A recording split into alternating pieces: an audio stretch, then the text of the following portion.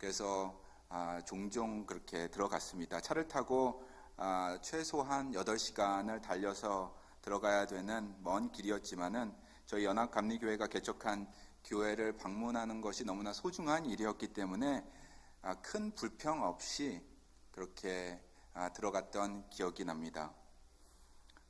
울퉁불퉁한 그 도로를 달리기에 보통 도착하기도 전에 차 안에서 많이 시달리고 또 녹초가 됐는데요. 어떨 때는 자동차의 타이어에 펑크가 나기도 하고 또 어떨 때는 하늘이 뚫리는 듯이 비가 억수로 쏟아지는 날도 많이 있었습니다. 해가 지고 가는 길이 칠흑같이 어두워질 때면은 좀 무서움도 들기도 했습니다. 달리는 차가 저희 한 대밖에 없고 가로등도 없었기 때문입니다. 그저 그렇게 달리다가 어느 순간에 빛이 한 줄기 보이는 것이죠. 그러면 얼마나 반갑던지요. 캄캄한 그 저녁 시간에 산길을 달리다가 저기 먼 쪽에서 희미하게 남아 빗줄기가 보이면 그것이 그렇게 기쁘고 반가웠습니다. 그리고 그 교회에 도착하게 되면 불을 밝히고 현지 목사님이 저와 저의 팀을 기다려주고 있었습니다. 교인들도 나와서 기다려주고 있었습니다. 얼마나 반가웠던지요. 그들을 만나 밝은 얼굴로 인사를 하면 피로가 싹 가시는 것 같았습니다. 다시 에너지가 솟아났습니다. 물론 현지인들이 저를 위해서 그리고 팀을 위해서 준비해준 저녁 식사가 큰 역할을 했습니다.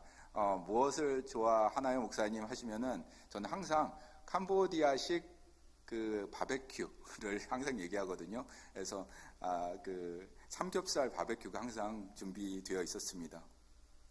그곳에는 저를 포함해서 다양한 배경의 사람들이 그렇게 모여 있게 되었습니다. 캄보디아 감리교회에서 파송받아온 소카 목사님이 그곳에 계셨고요.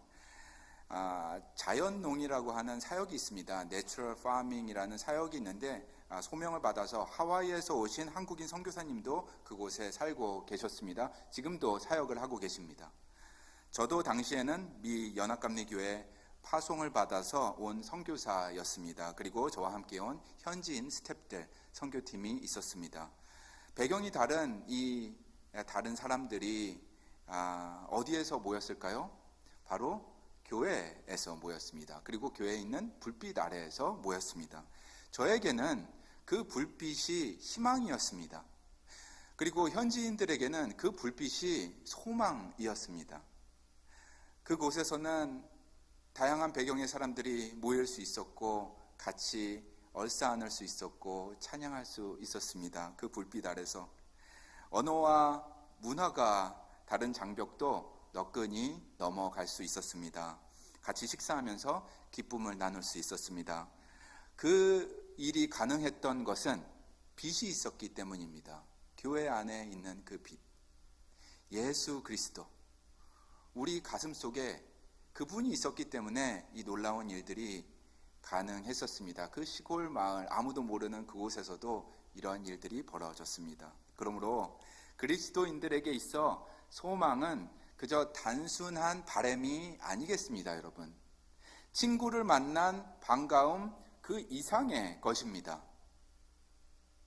추수감사절 때 우리 친구들도 많이 만나고 이웃도 만나고 가족들도 만나셨을 텐데 만날 때 그 반가움, 여러분 그 이상의 것이 있습니다. 그것은 빛이 우리 가운데 있다는 확신입니다.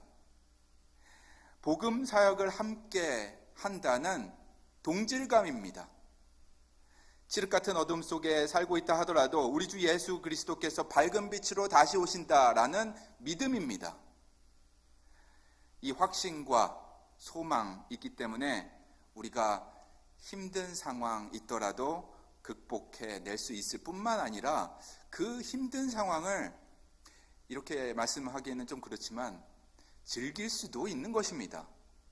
아픔을 견뎌낼 수 있는 것입니다.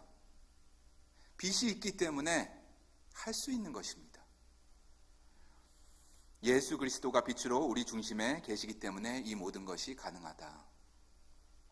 노벨 평화상을 받은 남아프리카 공화국 선교회 주교였던 데즈몬드 투투라는 목사님이 계셨습니다. 이 목사님이 소망의 의미를 이렇게 말씀하셨습니다. 소망의 정의를 이렇게 내리셨습니다. 소망이란 짙은 어둠 속에서도 빛이 있음을 볼 수 있는 것이다. 짙은 어둠 속에서, 깜깜한 그 어둠 속에서 한 줄기 빛을 보는 것이다. 그렇게 소망을 정의했습니다. 흑인과 백인 차별 정책으로 앞날이 캄캄한 곳이었습니다. 남아프리카 공화국. 특히 1970년대 그리고 1980년대에는 더욱 그러했습니다. 너무나 캄캄해서 소망을 찾기 힘든 곳이었습니다. 투투 목사님은 흑인이었지만 교회의 목사로서 담대히 일어섰습니다. 그리고 교회에 있는 분들뿐만 아니라 교회 밖에 있는 분들에게 선포하였습니다. 모든 인간은 존엄하고 자유를 누릴 권리가 있습니다. 하나님께서 우리 각자에게 주신 재능이 있는데 우리가 그 재능을 볼 수 있다면, 인정할 수 있다면, 그리고 존중할 수 있다면 백인이든 흑인이든 우리 함께 앞으로 나아갈 수 있겠습니다. 이런 말을 하셨습니다. 투투 목사님은 이렇게 칠흑 같은 어둠, 당시의 엄혹한 상황 속에서 빛을 보려고 노력했습니다. 그리고 빛을 보았습니다. 여러분, 그 빛은 참 소망이신 예수 그리스도였습니다. 아멘. 아멘. 여러분, 예수님께서 이 대강절에 여러분에게도 오십니다. 오셨습니다. 혹시 여러분 중에 사방이 어둠으로 가득 차 갈 길 몰라 서 있는 듯한 느낌이 드시는 분이 있다면 빛으로 오신 예수 그리스도께서 여러분을 위해서 오늘 다시 한번 오셔서 마음을 어루만져 주실 것입니다. 혹시 관계성의 문제로 깨어진 마음을 가지고 오신 분이 이 자리에 있다면 그분을 위해 위로의 빛 그리고 치유의 빛으로 예수님께서 오셨습니다. 혹시 장래에 대한 두려움 그리고 내일에 대한 불안감으로 낙담하고 계시는 분이 있다면 그분을 위해 갈 길을 밝히 보여주기 위해 빛으로 그분이 오셨습니다. 여러분을 위하여 오셨습니다. 예수님께서는 본인이 누구이신지 밝히 보여주십니다. 요한복음 8장 12절 말씀입니다. 우리 같이 한번 읽어볼까요? 요한복음 8장 12절입니다. 예수께서 또 말씀하여 이르시되 나는 세상의 빛이니 나를 따르는 자는 어둠에 다니지 아니하고 생명의 빛을 얻으리라. 아멘. 하나님, 예수님께서 본인을 누구라고 말씀하셨다고요? 나는 세상의 빛, 그리고 나를 따르는 자는 생명의 빛을 얻으리라. 우리는 빛이 아니지요. 그렇죠? 예수님이 빛이시고 우리는 그 빛을 받아 전달하고 반사하고 전파하는 그런 존재인 것입니다. 사도 바울도 이 빛에 대해서 이렇게 선포하고 있습니다. 에베소서 5장 13절부터 14절까지 같이 한번 읽어볼까요? 모든 것은 빛으로 말미암아 드러나나니 드러나는 것마다 빛이니라. 그러므로 이르시기를 잠자는 자여 깨어서 죽은 자들 가운데서 일어나라. 그리스도께서 너에게 비추이시리라 하셨느니라. 아멘. 여기 보니까 우리가 죽은 자들 가운데서 일어날 때에 빛이 비춘다라는 그런 구절이 있습니다. 참 이해하기가 어려운 알쏭달쏭한 구절이죠. 이게 무슨 말일까요? 우리는 아직 살아있는 것이고 아직 죽지 않았는데 말입니다. 그래서 존 웨슬리 목사님의 주석을 보게 되었습니다. 이 구절을 존 웨슬리 목사님은 이렇게 해석하셨습니다. 죽은 자들 가운데서 일어나라. 그 말은 죄에서 일어나라 그런 뜻이다. 죄의 구속에서 일어나라. 죄의 죽음에서 일어나라라는 뜻이다라는 것입니다. 담대히 그곳에서 일어나라. 그리하면 빛이 비춰지는데 그리스도께서 빛을 비춰 주실 것이다. 그 빛은 지식의 빛이요, 행복의 빛이요, 거룩의 빛이다 라고 존 웨슬리 목사님은 설명을 해 주셨습니다. 저는 이 부분을 읽으면서 그렇구나. 한마디로 이야기하면 저는 이렇게 얘기할 수 있겠습니다. 일어서서 예수님 품 안으로 들어가라. 그리하면 그분의 거룩한 빛을 경험하게 될 것이다. 그런 말을 제가 많이 들어요. 목사님, 지금 아니고 준비될 때 교회 가겠습니다. 나중에 제가 교회 꼭 가서 예배 보겠습니다. 예배 드리는 것도 아니고 예배 보는 거죠. 언젠가는 제가 꼭 갑니다. 그런 분이 계십니다. 세상의 헛된 것 제가 좀 하고 있습니다. 세상의 헛된 것 제가 좀 내려놓고 좀 자유함을 얻을 때에 교회에 가겠습니다. 그렇게 얘기하십니다. 죄의 무게가 좀 무겁습니다. 그래서 이게 좀 가벼워지면 교회 가서 예배 보러 교회 가겠습니다. 목사님, 제 안에 자존감이 낮습니다. 그리고 자책감이 있습니다. 관계성에 문제가 있어서 이게 해결이 안 된 상태에서는 제가 교회에 갈 수가 없겠습니다. 좀 해결되면 그 후에 교회에 가도록 하겠습니다. 여러분, 제가 드리고 싶은 말은 그것입니다. 그런 날은 오지 않습니다. 왜냐하면 우리가 할 수 있는 일이 아니기 때문입니다. 우리의 능력 밖에 있는 것이기 때문입니다. 죄의 무게 있다면 주위에 둘러볼 때에 죄의 무게로 신음하고 있는 그런 분이 주위에 있다면 그냥 오셔도 됩니다. 안고 이 자리에 들어오셔도 됩니다. 세상에 헛된 것 버리지 못하겠다면 괜찮습니다. 그냥 오셔도 되겠습니다. 들고 오셔도 되겠습니다. 건강에 유해한 것 버리지 못하더라도 괜찮습니다. 그냥 들고 안고 오시면 되겠습니다.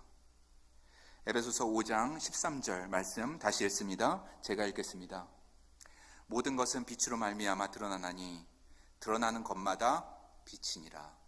그러므로 이르시기를 잠자는 자여 깨어서 죽은 자들 가운데서 일어나라.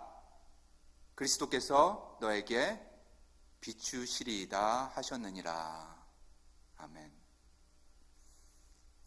여러분, 그러므로 우리가 할 일은 단 한 가지이겠습니다. 담대히 그 자리에서 일어나는 것, 그리고 예수님 계신 쪽으로 그냥 방향만 틀면 되는 것입니다.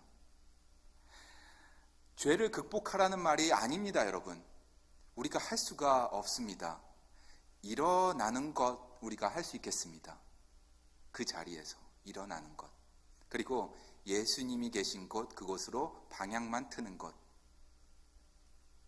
예수님이 계신 곳이 어딘지 어떻게 압니까? 여러분, 그래서 빛이 있는 것입니다. 캄캄한 밤에 빛을 찾으시면 그곳이 바로 예수 그리스도가 서 계신 곳입니다. 그리하면 예수님께서 빛을 비춰주실 것입니다. 여러분의 문제를 예수님께서 정리해 주실 것입니다. 도와주실 것입니다. 여러분으로 하여금 그 능력의 빛을 온전히 체험하게 하실 것입니다. 이 예배가 그러한 빛을 보게 되는 예배가 될 줄로 믿습니다. 그리고 예배 중간에 있는 이 성찬식을 함으로써 그 빛을 보는 우리가 될 줄로 믿습니다. 에베소서 5장 8절 말씀입니다. 너희가 전에는 어둠이더니 이제는 주 안에서 빛이라. 빛의 자녀들처럼 행하라. 여러분, 이런 말이 있네요. 그죠? 와, 참으로 위대한 선언입니다. 그리고 놀라운 하나님의 말씀입니다. 빛이 아닌 줄 알았는데 우리를 빛이라고 말씀해 주셨습니다. 이제부터는 저와 여러분이 빛입니다. 물론 기억해야 할 것은 우리가 전에는 빛이 아니었습니다. 우리는 완전히 어두움의 일부분이었습니다. 하지만 예수 그리스도께서 강림하셨고 그 예수를 구주로 받아들인 후에 우리는 그분의 큰 빛에 참여하게 되었다는 것입니다. 그러므로 우리도 빛이 된 것입니다. 그분의 빛으로 인해 우리가 빛을 발할 수 있게 되는 것입니다. 아멘. 아멘. 빌립보서 2장 15절 말씀입니다. 우리 다 같이 읽어볼까요? 이는 너희가 흠이 없고 순전하여 어그러지고 거스르는 세대 가운데서 하나님의 흠없는 자녀로 세상에서 그들 가운데 빛들로 나타내매. 여러분, 세상에서 빛으로 산다는 게 어떤 의미일까요? 어그러지고 거스르는 이 세대 가운데서 사는 것이 어떤 의미일까요? 우리가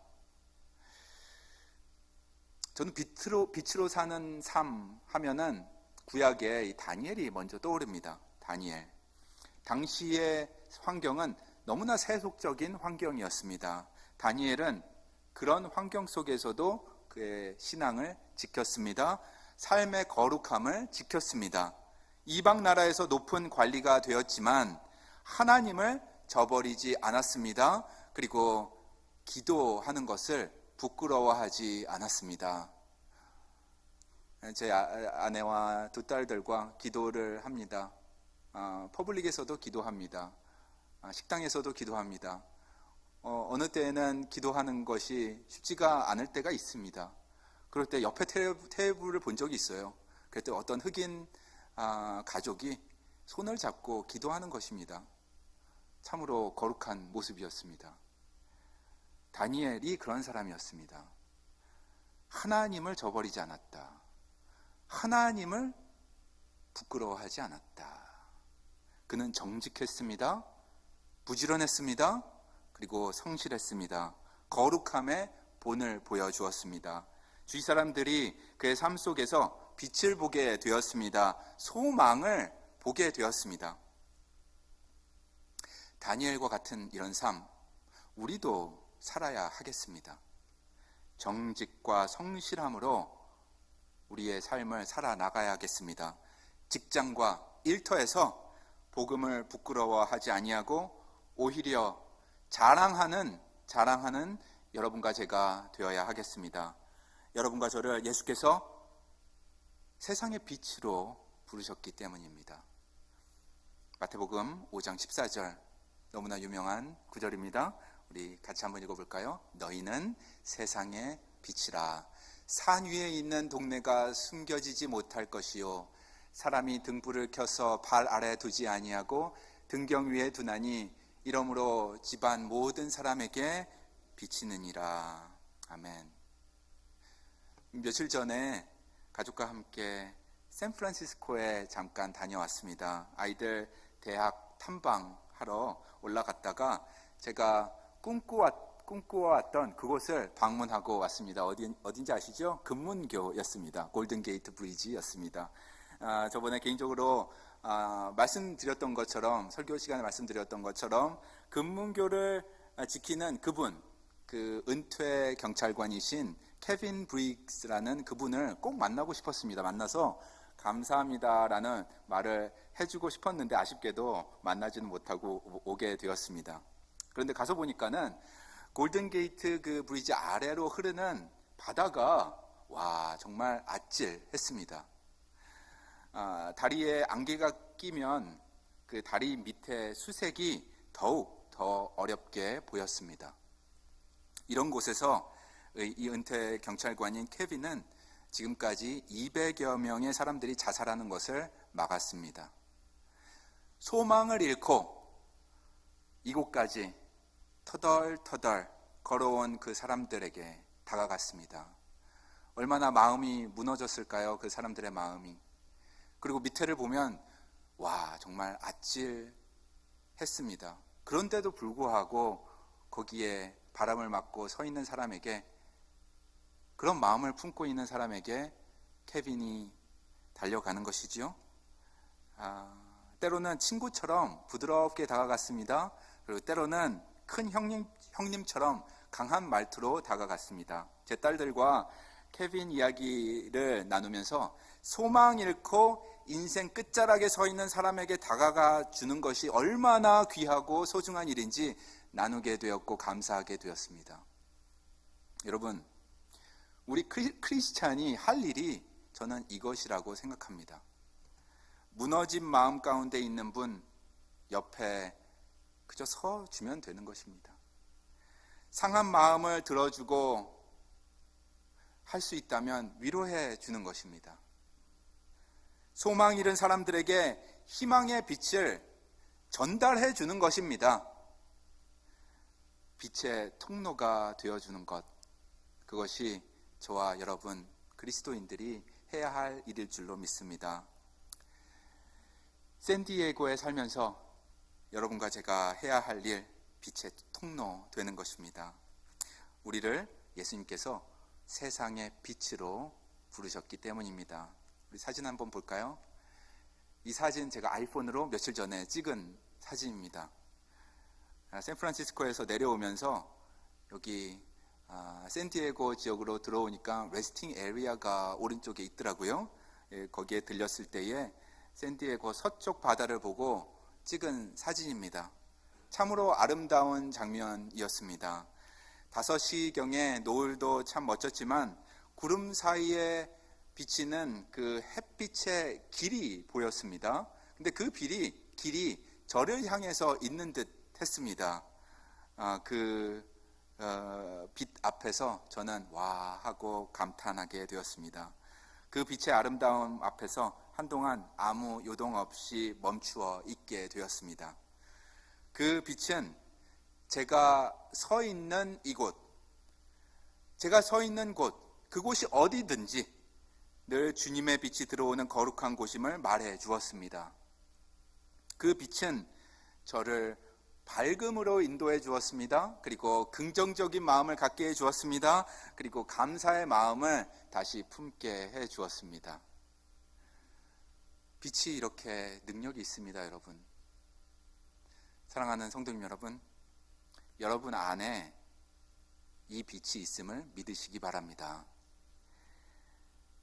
이 빛이 여러분을 밝고 긍정적인 삶으로 이끌어 주실 것입니다. 이 빛이 여러분을 희망의 전도자로 세워 주실 것입니다. 2024년 대강절의 문이 열렸습니다. 어둠을 밝히는 빛, 온 세상을 비추는 빛, 소망의 빛으로 오신 예수 그리스도를 바라보고 나아가는 저와 여러분이 되시기를 축원합니다. 예수님의 빛 아래 언제나 항상 거하는 우리 모두가 되기를 우리 주 예수 그리스도 그 귀하신 이름으로 축원합니다. 아멘. 기도하시겠습니다. 거룩하신 하나님, 은혜와 사랑 감사합니다. 대강절의 시작을 알려주셔서 감사합니다. 그것은 바로 소망의 빛으로 오신 예수 그리스도.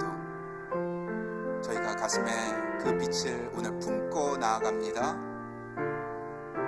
이 빛을 오늘만 기억하는 것뿐만 아니라 한 주일 동안 빛의 자녀로서 삶을 살게 하여 주시옵소서. 저희 인생이 소망의 빛이 가득한 인생 되게 하여 주시옵소서. 밝음으로 인도하심 감사합니다. 주 안에서 긍정적인 마음 갖게 하심 감사합니다. 우리를 희망의 전도자로 세워주시옵소서. 주위에 마음이 무너진 사람들이 있다면, 희망이 없는 상황 속에서 서 있는 사람이 있다면 저희에게 힘과 능력 주시어서 희망의 전도자로, 빛의 통로로 그분들에게 복음 나누어 줄 수 있도록 도와주시옵소서. 사랑 나눠주는 우리 모두가 되게 하여 주시옵소서. 주의 나라 확장 위에 쓰임받는 주의 자녀 다 되게 하여 주시옵소서. 예수 그리스도 이름으로 기도합니다.